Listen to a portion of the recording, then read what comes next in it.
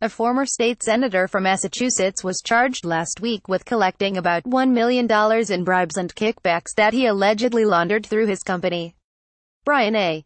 Joyce, 55, a Democrat who served from 1998 until January of this year, also accepted hundreds of pounds of free coffee from a Dunkin Donuts store owner in exchange for his influence, the Boston Globe reported.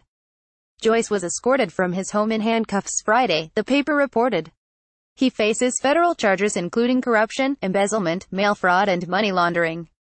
Brian Joyce represented over 100,000 Massachusetts citizens in the state legislature, acting U.S. Attorney William Weinrib said at a news conference announcing the indictment. He had a duty to serve them honestly.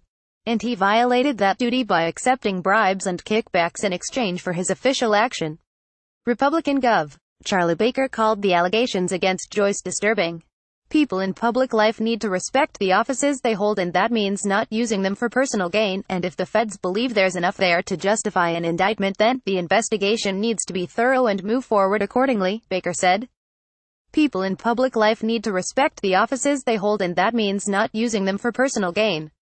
Massachusetts Gov. Charlie Baker. In one case, prosecutors alleged Joyce used his position to exert influence on behalf of a New York-based energy brokerage business and formed a shell company to collect secret kickbacks from the firm.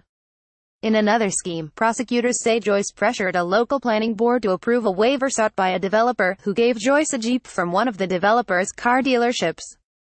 The indictment also accuses Joyce of taking legislative action to aid a coffee franchise whose owner was paying him tens of thousands of dollars for purported legal fees, and providing him with hundreds of pounds of free coffee.